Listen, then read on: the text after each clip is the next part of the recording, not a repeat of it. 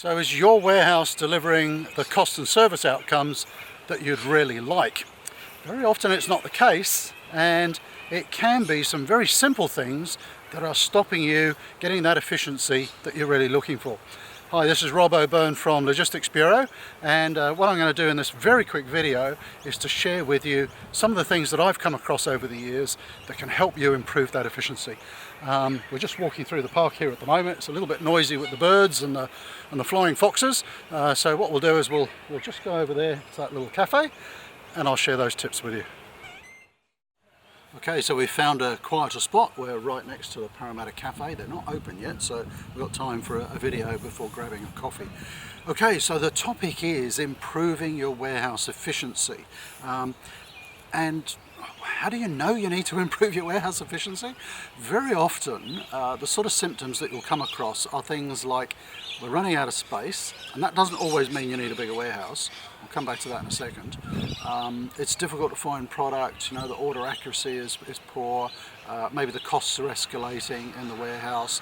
So let me share with you some of the things that people tend to get wrong in terms of warehousing, and they'll give you some ideas on how to improve your own warehouse. Going right back to designing the warehouse or finding the right warehouse to rent, whatever option you're looking for, that's generally where people make their very first mistake. So if there's a bit of background noise, we've got all the early morning cyclists going through the park here. So where did they make that mistake? Well, they assume right up front they know how big the warehouse is going to be, and they go to actually design and build that warehouse or rent that warehouse. And you kind of got to do a little bit of preparatory work, particularly when you're building, because you've actually got to design or select a warehouse by understanding what you need from the inside out, not from the outside in. So what that means is you've got to understand what you're going to store in it, how you're going to handle the product, and then you actually have to design that storage and handling solution, and then you kind of encase it in the building. That's really the right sequence. And where people tend to get that wrong is they go looking for the building first without understanding what's going to be happening inside it. Okay, so that's just sort of going back to the design phase. In terms of things that you can do to improve existing warehouse efficiency, one of the best things you can do is slotting. Now, if you don't know what slotting is, you can do this with software products or even on a spreadsheet, but it's basically understanding the velocity or the demand for each of the products in the warehouse, and then what you need to do is to actually make sure that the products are laid out in the warehouse in the most efficient manner. And that generally means that the products you're picking a lot of, your higher demand products, are nearer dispatch. Why? Because it actually reduces the travel time. Reducing travel time reduces labour hours, reduces costs. So slotting is a really good thing to do. Just a word of warning, you don't want to put all the fast moving products in the same place, because you'll have all the pickers sort of falling over each other. So that's really important. Understanding the flow, how the product flows through the warehouse is really important, and there's all different ways of doing that. You can have through flow or U flow, and I'll come back to that in a moment. Understanding the different storage media is critical too. A number of warehouses that I've been in thousands over the years, where you kind of walk in and this isn't quite right for their products.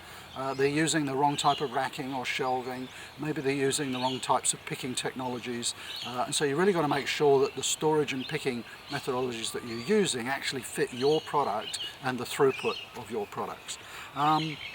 And in terms of pulling all of that together, let me try and help you with some more information. So I'll put a couple of links on this page somewhere.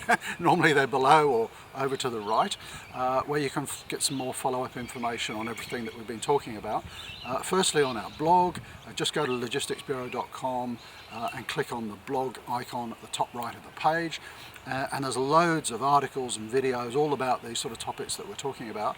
And if you're in Sydney and you're watching this video as soon as it's gone live, then actually there's a special treat that you can grab. We're running a whole day coaching session on supply chain, and one of my warehouse designers is actually running sessions on this very topic.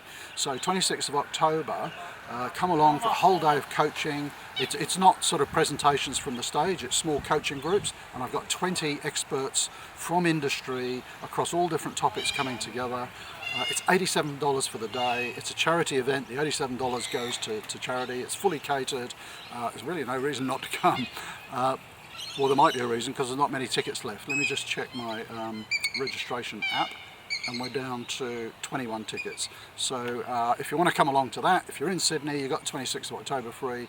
There'll be a button here somewhere called Book Now.